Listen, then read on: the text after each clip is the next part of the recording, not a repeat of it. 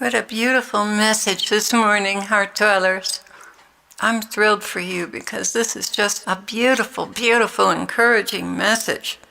You know, while the whole world is chasing after this disaster and this collapse and that collapse and this war and that war, the Lord is taking His bride to new heights and to new layers and levels of fulfillment in her destiny. And that's what this message is all about. This is not ear-tickling prophecy. This is real sirloin steak for the soul and something to lift you up and above in the world and bring you to completion in your life on this earth for the little time that's left to you. So here we go.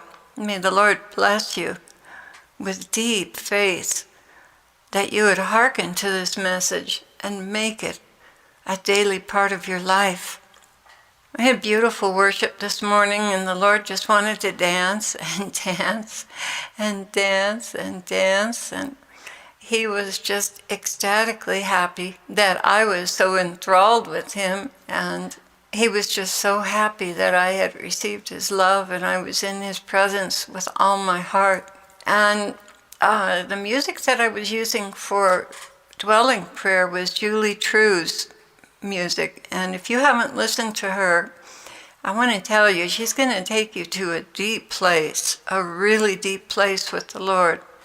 I highly recommend her music for worship when you come into the Lord's presence. She really worships from the heart, directly to the Lord, and it's awesome. She's wonderful. I have to say, I was probably smiling the whole time I watched her testimony on Sid Roth, and I was just smiling at the beauty of her soul.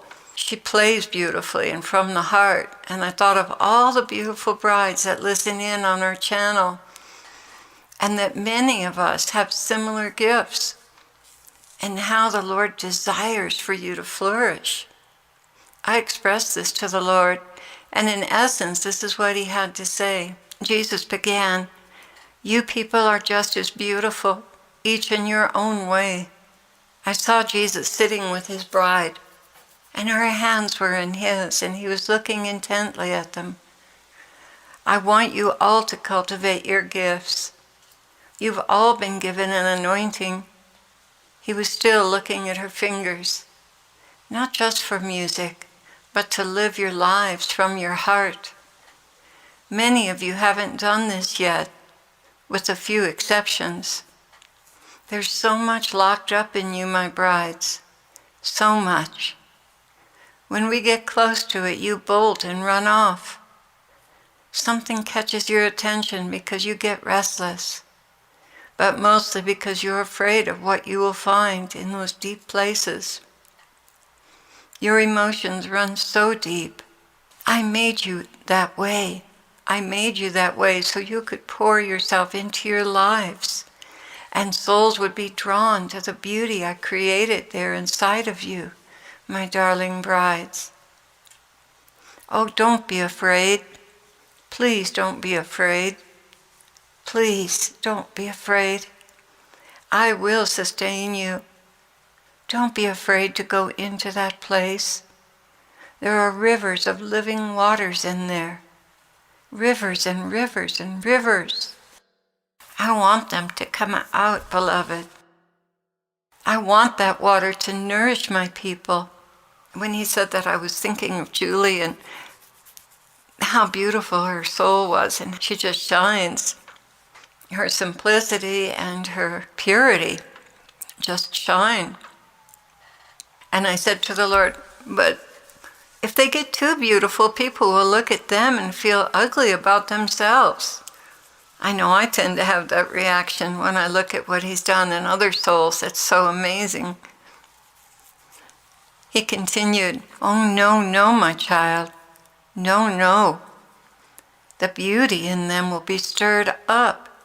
Each one of them has this beauty inside, a fullness of beauty. Some are meant to nourish. Others have roles that only they can fulfill. All have a very high calling. It is merely a matter of wanting to serve, loving me, and loving others enough to sacrifice their lives for one another. All have a pinnacle calling. It is their God-given place. It is the peg that fits perfectly into the Father's heart and draws from its substance to nourish others. Getting to this place in your life is very, very rough. There are many obstacles.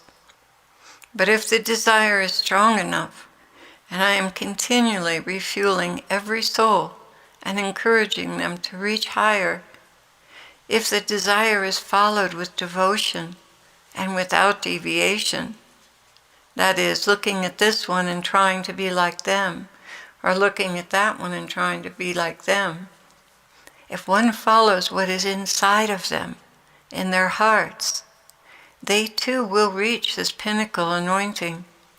You see, it all goes back. It all goes back to the Father. When He breathed His life into the soul. As Jesus is talking, I'm seeing a child's puzzle that has pegs in it. The piece has a peg in the back that fits into the matrix of the puzzle just perfectly with a click. The Lord continued, yes, the matrix is the Father. The puzzle piece is the soul. When that plug or series of plugs is set properly into the Father, then the soul lights up with the divine power and anointing. The enemy knows all about this, and his job is to prevent you from reaching your destination. You can feel that, can't you? Yes, Lord, I can. In fact, I know I've deviated so far at times. He continued, and I have given you a long life, health, and time to accomplish what's in the Father's heart for you to accomplish. Yet a little more effort on your part. You are not far from the goal. The foundation has been laid, so you are so close, Clare. Yes, so close. Just keep letting your heart be your guide. We live in that heart. We are guiding you. You will arrive in that very special place. You will. You have my word for it. You see, my brides and my children, all of you have the substance of the Father in your beings. All of you. And within the Father are endless rivers of life. Once you reach that place you were destined for, those rivers gush out and influence and nourish the whole earth. Yes, you were meant to carry the waters of life and tremendously impact others. You bear an imprint that is uniquely your own from the Father. There is none other anywhere on the earth or in history. Yours is divinely inspired and unlike any other. Just as we are one, and you are the only one who can satisfy that place in me that you came forth from. Just as our relationship in that way is monogamous, there is only one of you, and there is a place in me that only you can complete. There are infinite facets to my being, but there is only one facet that you complete.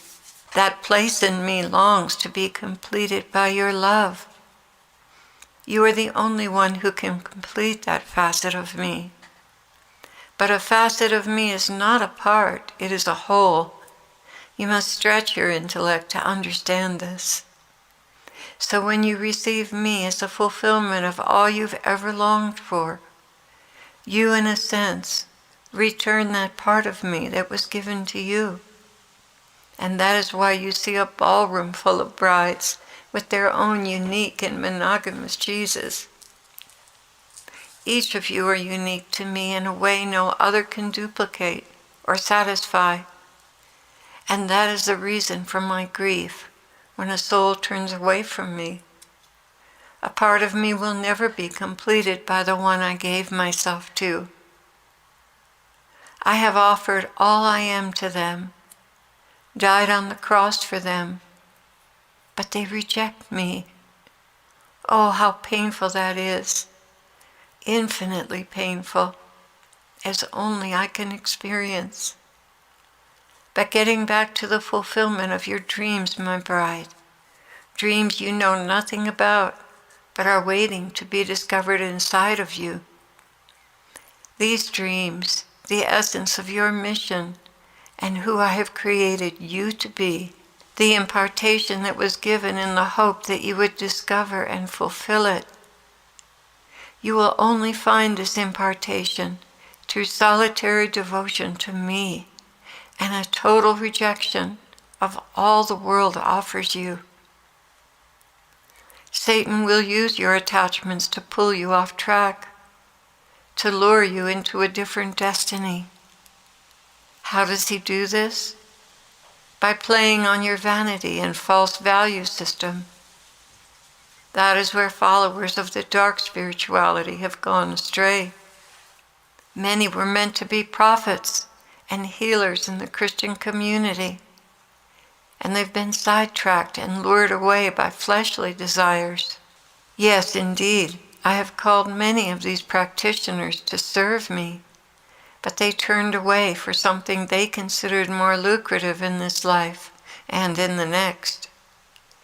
The tragedy is that they are lured away by lies and empty promises, and if they're not paying very close attention, only at the end of their lives do they discover it was all a lie. That is when their sins come back in the form of torments for eternity. The devil guards them very closely. He holds great expectations of how he will make them suffer when they die. He rejoices with every curse and evil act. He says to himself, "Oh yes, you wicked human, I'll get you for this. Oh yes, I have just the right tortures ready for you. Come to Papa." Oh, he is absolutely fiendishly passionate about how he will betray and hurt them over and over and over again, all because he cannot get to me except through my creation, and his delight is in causing pain and death. But for you who have decided on my choice for your lives, you must cleave to me with all your hearts, that you are not lured away from the purity of my calling on your lives. Oh, Clare, how I languish for those who've chosen the world over me. I see the great good they could have done, and I also see what they have chosen, how it will be burned in the furnace, along with all the other dead works, inspired by human vanity and selfish ambition, by all of those who live for themselves. And it's sad to see such talent and gifting go up in smoke, even as wood, hay, and stubble. What a waste of life and divine giftings that can never be replaced. But for you, my heart dwellers, I am more solicitous for your futures than a mother hen for her chicks. I watch over you, assign angels to you, warn you when you make wrong choices, groom you for heaven, and anoint the works I've given you to do. For you I pour out the graces of heaven and guard you as the apple of my eye. I suffer with you when you must learn the hard lessons, and I rejoice with you in your victories. How blessed you are, my dear ones. How blessed indeed. Let this be your guiding light. Do nothing out of selfish ambition. Do all for the love of me and your brother. Follow the light I give off in your heart, where I sit as a king on his throne. Follow that light and rejoice that you've been chosen for the purposes of heaven. Do not seek fame or success in this life. Seek only to please me. Thus your place in heaven, a glorious place indeed, will be secured, and you will not be conscripted to the outer darkness with those who chose to serve themselves and impress the world while pretending to serve me. I bless you now to go forth and bear much fruit for the kingdom, and to keep your eyes, your solitary glance upon me,